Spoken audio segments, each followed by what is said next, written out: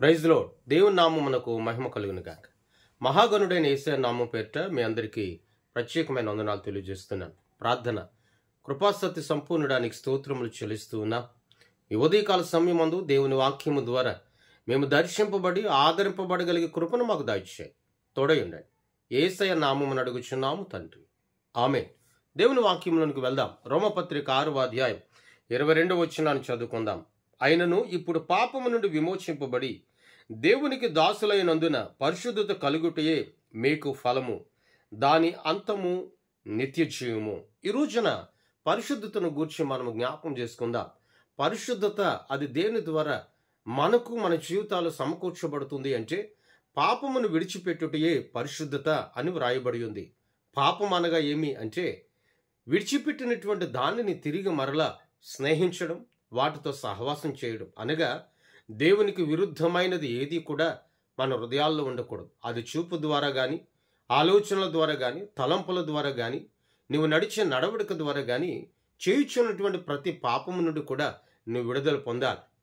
క్రీస్తేసు ప్రభులు వారి యొక్క రక్తము చేత కడగబడి ఉన్నటువంటి నీవు, క్రీస్తేసు రక్తము చేత పరిశుద్ధపరచబడి ఉన్నటువంటి నీవు మరలా ఆ పాపపు స్థితిలోనికి నువ్వు అడుగు పెట్టకూడదు. ఎందుకంటే దేవుడు ఆ స్థితి నుండి నిన్ను వేరుపరిచాడు. లోకము నుండి వేరుపరిచాడు. లోకపు క్రియల నుండి వేరుపరిచాడు. లోకంలో ఉన్న అంధకారం నుండి దేవుడు నిన్ను వేరుపరిచాడు.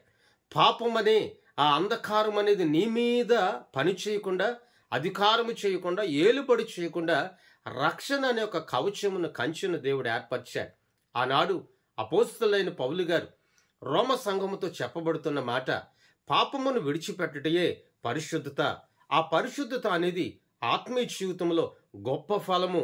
ఆ ఫలం అనేది మనిషికి అనగా ఒక విశ్వాసికి, క్రైస్తవునికి నిత్య జీవమును కలుగజేస్తుంది అని సెలవిస్తున్నాడు.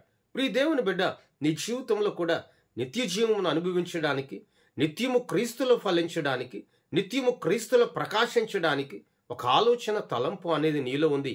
అయితే ఆ తలంపు నీ జీవితంలో నెరవేర్చబడాలి అంటే దేవునికి విరుద్ధమైన ప్రతి పాప స్థితిని విడిచిపెట్టాలి. ఎందుకంటే లోకమునైనను, లోకములో ఉన్న వాటినైనా ప్రేమించవద్దు అన్నాడు దేవుడు. ఎందుకంటే అవి తండ్రి వల్ల పుట్టినవి కావు, అది మనుషుడు ఏర్పరచుకున్నవి, అది పాపంతో నింపబడి ఉన్నాయి. ఈ రోజున ఈ ఉదయకాల సమయమందు నీవు దేవుని మీద ఆధారపడు. దేవునికి అప్పగించిన హృదయాన్ని, వాక్యమును నీ హృదయములో ఉంచుకొని, వాక్యము ద్వారా నువ్వు నడిపించబడుతూ, వాక్యము ద్వారా బ్రతుకును సవరించుకొనొచ్చు, వాక్యము ద్వారా నీవు దేవుని సన్నిధిలో స్థిరపరచబడుతూ, ఎప్పుడైతే ఆయన వైపు నువ్వు చూడగలుగుతావో పాపమునకు నువ్వు దూరపరచబడగలుగుతావు. పరిశుద్ధత కలిగి నువ్వు జీవించగలుగుతావు. పరిశుద్ధపరచబడిన వారు మాత్రమే ఆయన రాజ్యములో అడుగు పెట్టడానికి అర్హులు. మరి ఈ రోజున నీవెవరైనా ఏ స్థితిలో ఉన్నా సరే పరిశుద్ధత అనే ఫలము కలిగి ఉన్నావా? పరిశుద్ధత అనే నిత్య జీవము కలిగి ఉన్నావా? ఒకవేళ లేని ఎడల రా క్రీస్తు యొద్దకి, అన్నిటిని విడిచిపెట్టు, దేవుని కొరకు నిలవబడు.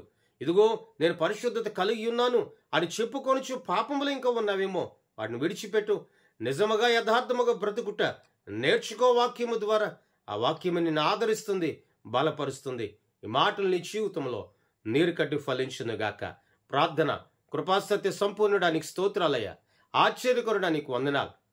ఈ మాట ప్రతి ఒక్కరి జీవితంలో నీరు కట్టి ఫలింపచేయండి. పరిశుద్ధతను సంపాదించుకునే భాగ్యమును మాకు దయచేయండి. పరిశుద్ధతను అనుభవించగలిగే కృపను మాకు దయచేయండి. పరిశుద్ధత ద్వారా అయా నీ నీతి క్రియలు మా ద్వారా నెరవేర్చబడుటకు సహాయం చేయండి. తోడై ఉండండి, ఆదరించండి, బలపరచండి, ధైర్యమును దయచేయమని, విస్తరింపచేయమని యేసయ్య నామమున అడుగుచున్నాము తండ్రి. ఆమేన్. దేవుని సన్నిధి మీ అందరికీ సదాకాలము తోడై ఉండి నడిపించును గాక. ఆమేన్. మీ అందరికీ వందనాలు తెలియజేస్తున్నాను.